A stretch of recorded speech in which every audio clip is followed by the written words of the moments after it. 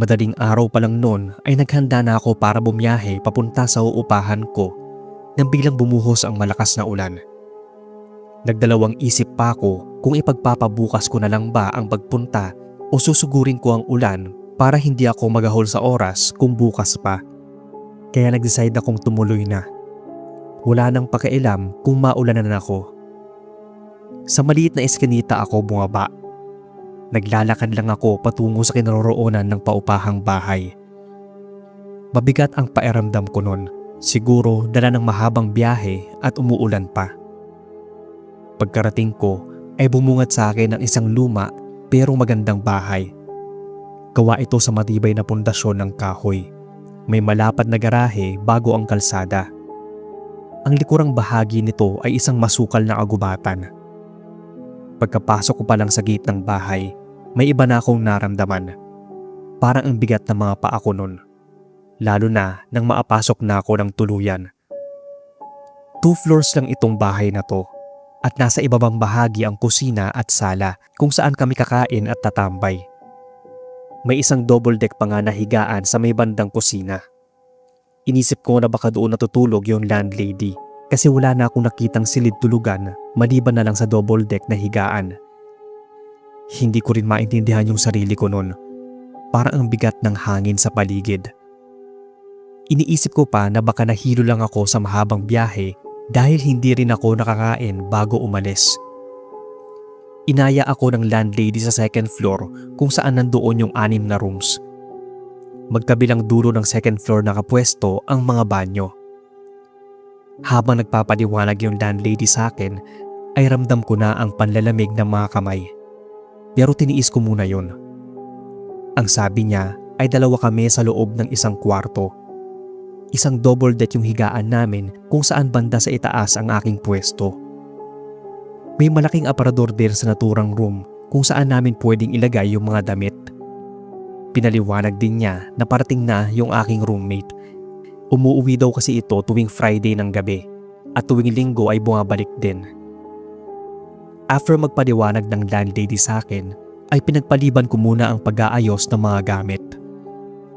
Actually, hindi ko gusto ang pwesto sa itaas dahil madalas akong umihi sa madaling araw. Mahirap para sa akin yon. Pero since nauna yung aking roommate ay kailangan kong mag-adjust. Mabuti na lang talaga na nasa dulong bahagi ako ng nirentahan at sakto malapit din sa banyo. Madali na lang para sa akin ang tumakbo kapag tinawag ng kalikasan.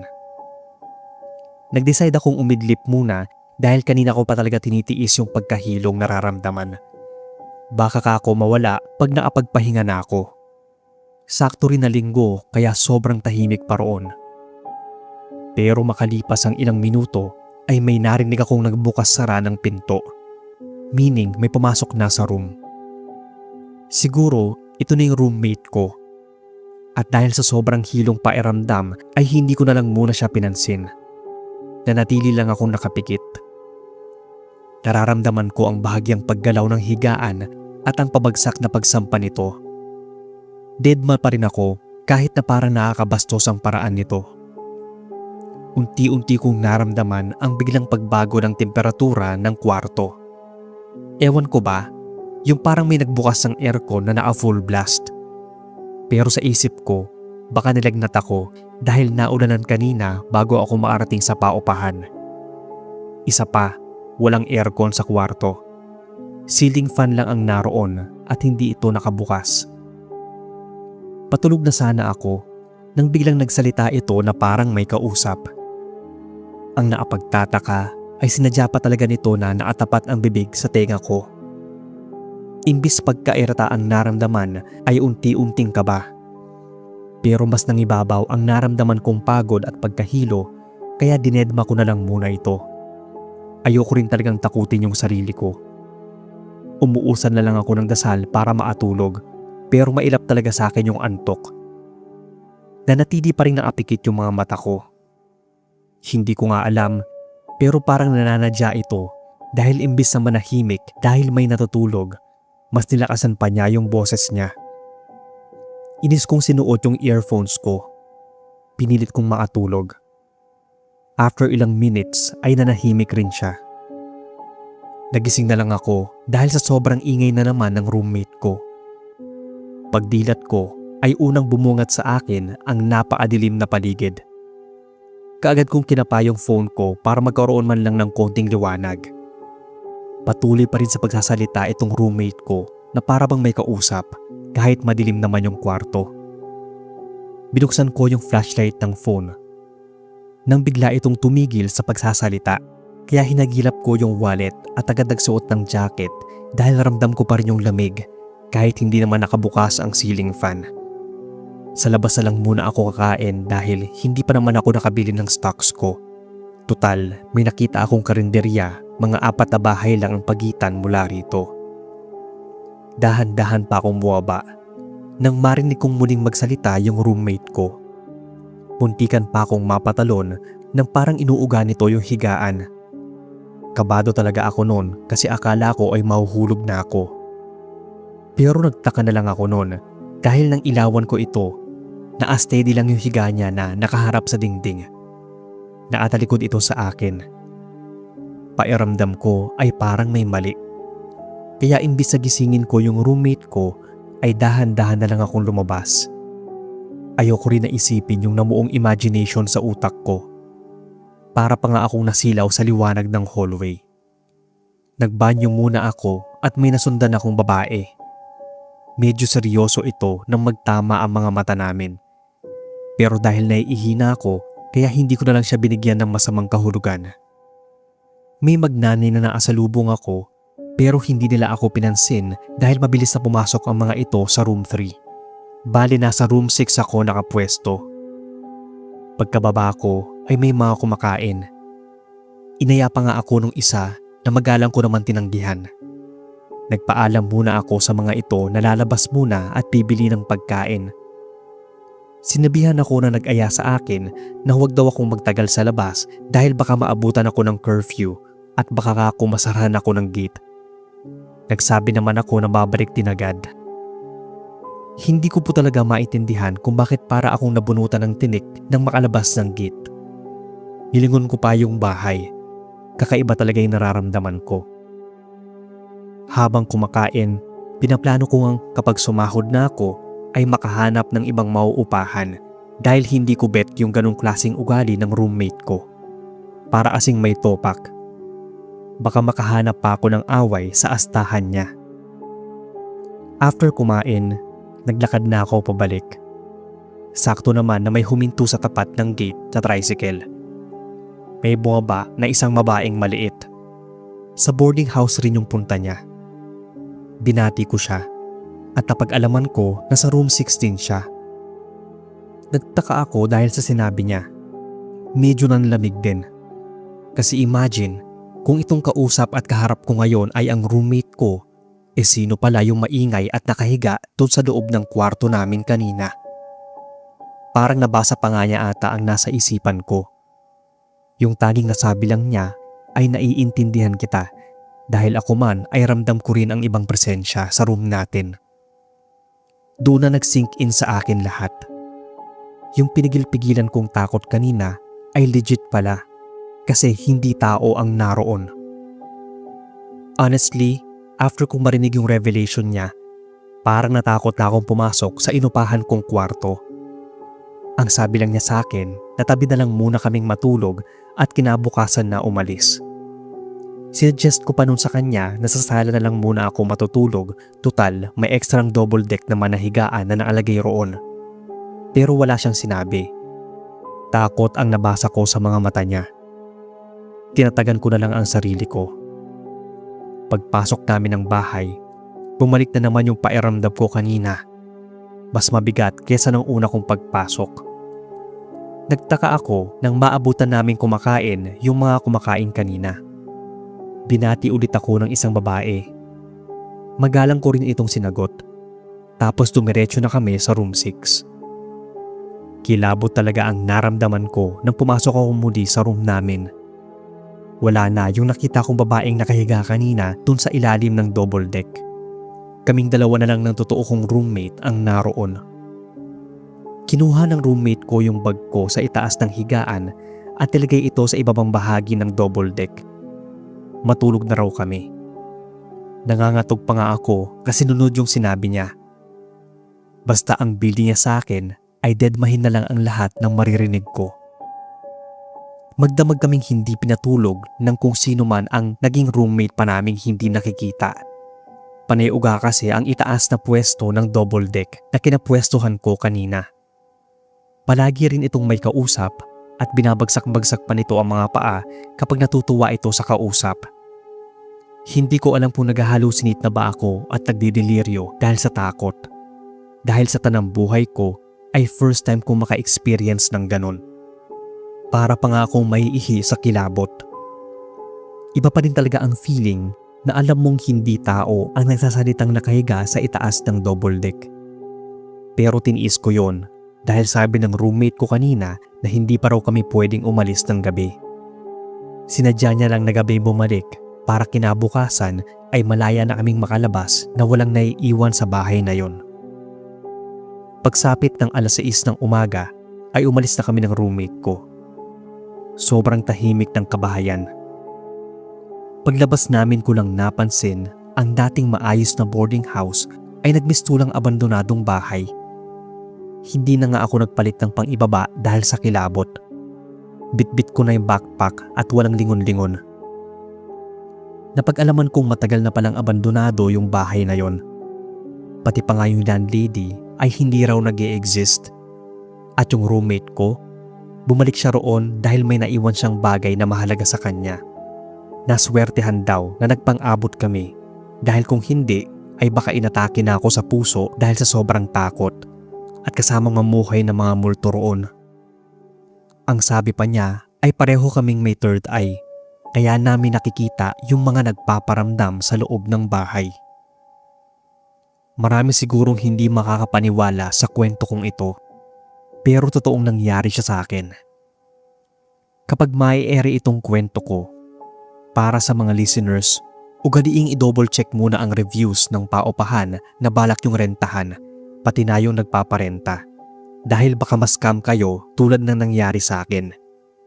Scammer pala yung nakausap ko sa FB na nagpapadeposit muna ng down payment tapos sa abandonadong bahay ka pala dadalhin. Hanggang dito na lang Kuya Bob ang kwento ko. Sana ay mabigyan ng chance na ma-feature itong kakaibang karanasan ko. Maraming salamat at more power sa inyong channel. Magandang araw po Sir Bob. Ako si Azel, Laking Payatas o Smoky Mountain. Ang pangangalakal po ang isa sa pangkabuhayan ko noon. At dahil sa trabaho ko ring ito naranasan ang isang nakakatakot na pangyayari. Nangyari po to taong 2004. Mas nakakatakot pa sa naranasan naming trahedya taong 2000. Simulan ko na po sa sobrang dami ng nangangalakal sa lugar namin. Kakarampot na nga lang ang kinikita. Hindi nasasapat sa pang-araw-araw na gastusin. Lalo na at may sakit pa yung nakababata kong kapatid.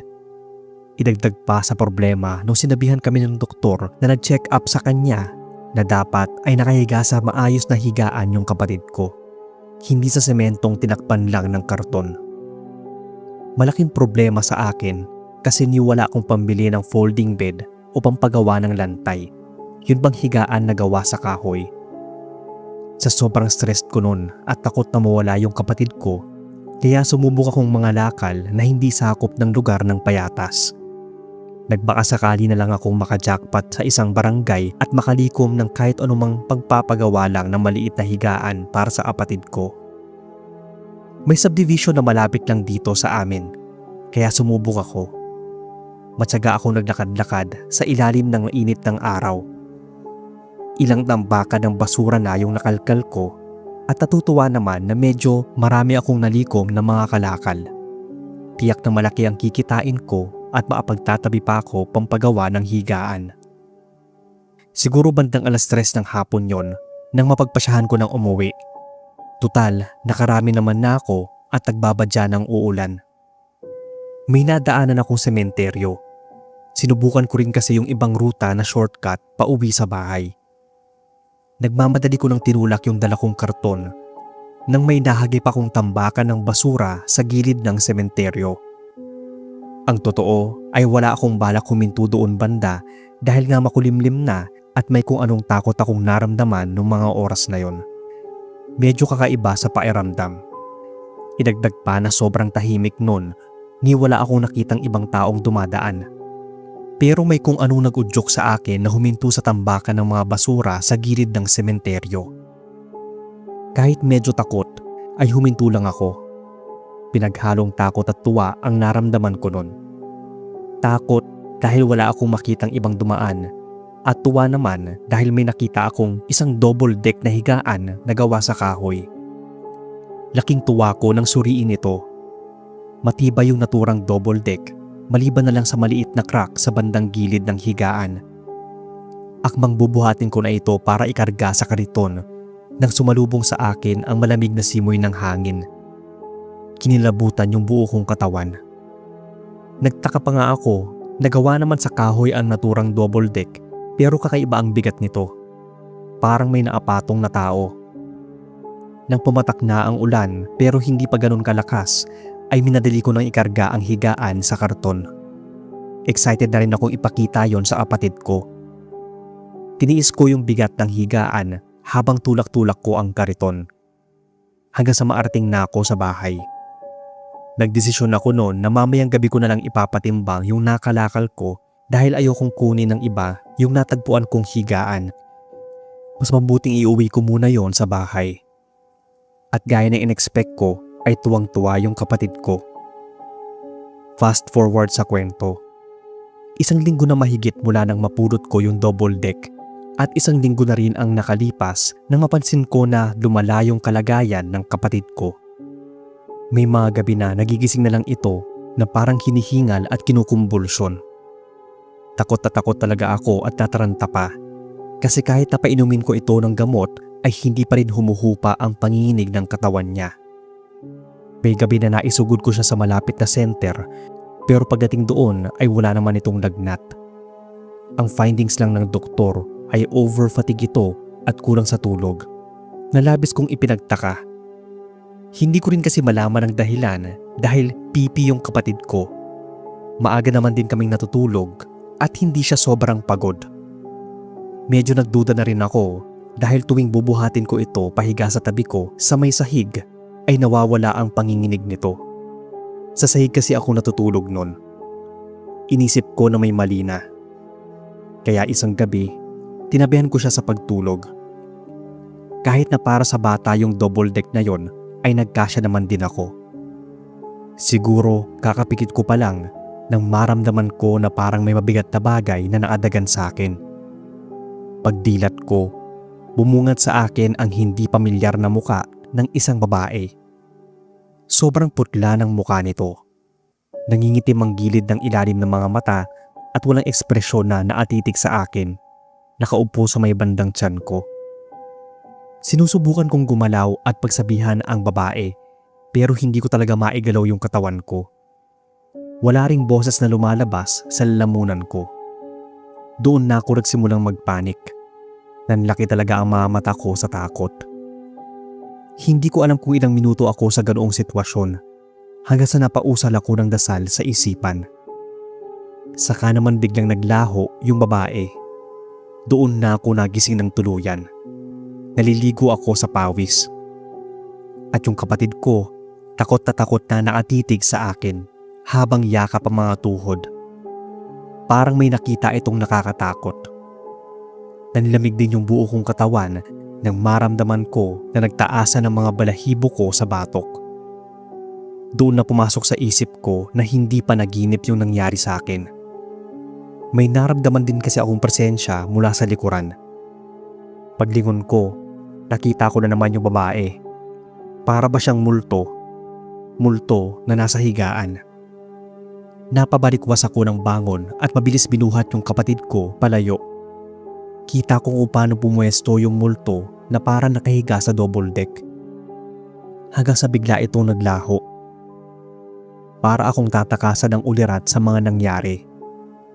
Doon ko rin napagtanto na siguro ito yung dating may-ari ng double deck na higaan na napulot ko. Kinabukasan, Agad kong sinauli yung higaan dun sa sementeryo kung saan ko ito napulot.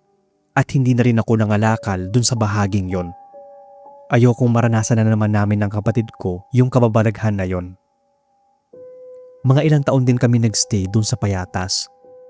At nung nakahanap ng mas magandang trabaho na may mas malaking sweldo, ay nakalipat naman kami ng bahay sa Cavite. Nakasama kami sa pahousing ng gobyerno. Ngayon ay mas maayos na ang buhay namin. Hanggang dito na lang ang kwento ko, Sir Bob. Sana ay mabasa nyo to at dumami pa yung subscribers nyo. Salamat po at mag-iingat kayo. Good day po, Sir Bob. Ako si Camille, isang OFW sa New Zealand. Silent listener ng Kadiliman Horror Stories. Na-enjoy ko po kasing makinig ng mga kwento nyo. Gusto ko lang pong i-share yung kakaibang karanasan ko noon sa pamilya ng una kong asawa. Dati ako nagtatrabaho sa UK. May namit akong lalaki noon at nakapalagayan ng loob. Isa po siyang afam na namatayan ng asawa. Tawagin natin siyang Sebastian. Feeling ko pa nga noon ay naka-jackpot ako dahil kahawig niya si Brad Pitt. Nagsama po kami at tumira sa isang rural area. Buntis na ako doon at pansamantalang huminto sa trabaho. Isang lumang bungalow house ang tinirhan namin kasama ang mama niya, physical therapist, driver ng mama niya, tita at nakababatang kapatid ko. Bago kasi ako sumama sa kanya ay na-approve din ang migration papers ng kapatid ko. Hindi pa siya nakapag-work that time para may kasama ako kumbaga. May ugali po yung mama ng partner ko. Kapag nasa bahay lang yung partner ay sa master's bedroom ako natutulog. Pero kapag naka-duty ito ay pinapalipat ako ni biyanan sa kwartong tinutuluyan ng kapatid ko. Kung saan nakahiga kami sa isang lumang double deck na higaan. Kung tutuusin ay para na nga itong stock room nila. May isa rin akong napansin sa ilalim ng double deck nila. May naririnig akong mga ungol na nakakakilabot. Akala ko pa nga nung una ay binabangungot ako. Pero ang sabi rin ng kapatid ko na gabi-gabi niya raw yun naririnig. Takot lang siyang magsabi sa akin. May sinabi rin siya na may maliit na pintuan sa ilalim ng double deck na higaan. Nakita ko rin ito mismo nang hawiin namin ng carpet. Nakapadlock ito. May nakaharang na kahoy at parang ayaw pabuksan. Tapos, every time na may handaan sila roon, ay madalas naming nadidinig ang mga kalabugan at nakakakilabot na ungol sa ilalim ng double deck. Mahilig nga palang mag-party yung mama ni Sebastian na tumatagal ng 3 to 4 days. At ang mahigpit nitong bilin na huwag kaming lumabas ng kapatid ko. Daig pa namin ang nakakulong doon kapag may handaan sila. Mabuti na lang talaga at mabait ang tiyahin ni Sebastian. Hinahatiran kami ng pagkain tuwing may party sila. Ang weird lang dahil tuwing gabi at madaling araw lang ang party o handaan. Tuwing umaga ay napaatahimik ng buong kabahayan. May napansin din ako na every time may party sila, hindi nawawala yung part na nagsisigawan ang mga bisita. As in napakaingay. Kakaiba yung ginagawa nilang sigaw. Hindi sigaw ng nag-e-enjoy. Yung parang sigaw na natatakot at humihingi ng tulong. May ganon. Sa ilang beses na narinig ko ang nakakakilabot na sigawan ay hindi ko rin maiwasan ang mabahala. Marami akong nai-imagine noon ng mga eksena. Para ako napaparanoid na baka pamilya ng mga serial killers ang pamilya ng partner ko. Pero so far, wala pa namang mga kapitbahay ang nagrereklamo since ang mga bahay roon ay malayo-layo. Actually, na-open ko na to sa partner ko noon. Pero ang lagi niyang sagot sa akin ay pagtiyagaan ko na lang daw muna yung mama niya dahil hindi pa ito sanay sa presensya ko. Ikalma ko lang daw ang sarili at huwag mag-isip ng kung ano-ano, lalo at buntis ako. Lilipat na lang daw kami ng bahay kapag nakapanganak na ako. Isang gabi po noon ay pumuslit yung kapatid ko. Katulad ko ay na-curious ito kung anong nangyayari sa labas ng party nila. Kung ano ba ang kaibahan kapag nasa labas kami kaysa ang itago sa loob. Matapos ng halos isang oras ay muli naman itong bumalik kasama na ang tita ni Sebastian. Kabado pa nga ako noon dahil baka magalit ito sa amin, pero kabaliktaran ang iniisip ko. Tahimik lang ito na parang balisa. Nakita ko pa sa mga mata nito na parang naaawa ito sa amin na may halong takot o pagkabahala. May iniwan din itong mga susi sa amin. Wala na itong sinabi dahil nagmamadali rin siyang umalis. Pinaghalong takot at galit na nagkwento ang aking kapatid na nakita raw niya ang partner ko na nakikihalubilo sa mga bisita. Hindi lang daw basta party ang nagaganap dito.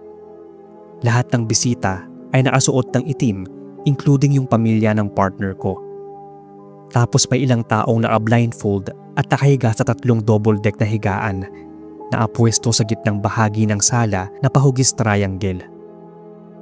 Ginigiit ng kapatid ko na baka hindi raw ako maniwala sa kanya na manloloko yung asawa niya. Na hindi totoong namatay na yung unang asawa nito dahil nakita niya raw mismo ito na kasama ni Sebastian habang nakikihalubilo sa mga bisita. Kung ayaw ko raw maniwala, ay gamitin ko yung susi na binigay ng tiyahin ni Sebastian at kailangan na sa umaga lang kami magpunta. Yun daw ang ligtas na oras para magpunta roon. Yun ang kabilin-bilinan ng tiyahin ni Sebastian sa kapatid ko. Nung una, ayoko talagang maniwala. Pero nagtatalo ang puso't isipan ko. Mixed emotion. Kasi nga feeling ko ay nabetray ako. Kinakabahan at natatakot na rin ako nun. Pero mas nangibabaw yung nararamdaman kong kutob. Gusto ko rin malaman kung anong meron sa loob ng maliit na pintuan na nakapwesto sa ilalim ng double deck na higaan namin.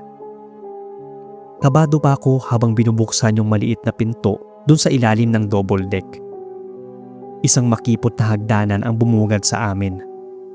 Sumalubong sa akin ang nakakasulasok na amoy ng natutuyong dugo at alikabok. Pinipigilan ko rin na mabahing dahil sa nakakasukang amoy na nanonood sa ilong ko. Isang basement pala yung pinasukan namin. Sa bawat sulok ay nakahilera ang napakaraming double decks na higaan. Sa kanang bahagi ay mga bakanting higaan. Sa kaliwa naman ang mga double deck na may mga nakahigang tao. Nakasuot ang mga ito ng purong itim. Katulad ng kinukwento ng kapatid ko ay may mga nakaitim ding bisita sa party. Napaatras pa nga ako nang sa bandang unahan ay nakita namin ang 10 kabaong na kulay puti. Patindi na ng patindi yung nararamdaman kong kaba. Siguro kung hindi ako nasabihan ng kapatid ko ay iisipin ko talaga na dati itong punerarya na naiwanan ang mga kabaong at may mga nakahimlay pa. Pero hindi ako gaanong nagpadaig sa takot dahil mas nangibabaw yung curiosity sa akin. Isa pa, sanay na rin naman akong makakita ng patay. Ito pa kaya nabuo pa ang mga katawan. Kahit nababalot ng takot yung pakiramdam ko noon ay pinilit ko talagang alamin kung anong nangyayari. Hinila ko yung kapatid ko na nagtatago sa likuran palapit sa mga kabaong na nakapile. Okay lang sana kung kabaong na naasara, kaso ay nakabukas lahat. Mga 10 kabaong siguro ang naroon. Matinding kilabot ang naramdaman ko that time. Sa bawat nakabukas na kabaong ay may mga larawang nakadikit. Nakahiga at mahimbing na natutulog yung partner ko na si Sebastian. Katabi nito yung nanay niya. Ang dati niyang asawa na matagal na raw na mayapa, yung driver, yung physical therapist at yung tiyahin ni Sebastian. Sa likurang bahagi naman ay may 3 bakanting kabaong. Nanlaki talaga yung mga mata ko nang makita yung larawan namin ng kapatid ko sa tig-isang kabaong. Naalarma ako noon dahil hindi ko alam kung anong kulto o ritual ang ginagawa ng una kong asawa at pamilya nito. At nagbabalak pa ang mga ito na maging parte kami ng angkan nila. Tinatagan ko ang sarili ko. Maingat kong hinila yung kapatid ko pabalik sa maliit na pintuan. Maingat namin yung sinara. Nang maalabas kami sa pinagtataguan, ang una ko talagang kinuha sa kwarto namin ay yung passport, ilang mga documents, iilang damit at konting pera sa kwarto. Hindi ko na hinintay na maabutan pa kami ng gabi roon. Ang mahalaga sa akin ay ang makatakas kami sa mundo ng kadiliman na kinasadlakan namin. Hindi ko sigurado kung anong topak ang meron sila. Kasama nga pala sa susi na binigay sa amin ng tiyahin ay ang susi ng sasakyan. Wala akong kinontak na kahit na sino sa mga kakilala ko dahil ayokong makadamay pa ng iba at mahirap din magtiwala lalo at nasa ibang bansa kami. Nagtiis kami sa kakarampot na pagkain. Naging TNT ng 3 buwan. Pagkatapos ay dumiretso kami sa embassy para makahingi ng tulong. Alam ko na hindi ganoon kadali yung pinagdaanan namin. Pero malaki ang pasasalamat ko na hindi na kami hinabol pa ng pamilya ni Sebastian o kahit siya. Naswertehan din talaga na ngayon ay nakapag-abroad pa ulit ako. At kung itatanong niyo po kung nasaan na yung pinagbubuntis ko, sa kasamaang palad ay nakunan po ako habang nagtatago kami noon sa UK.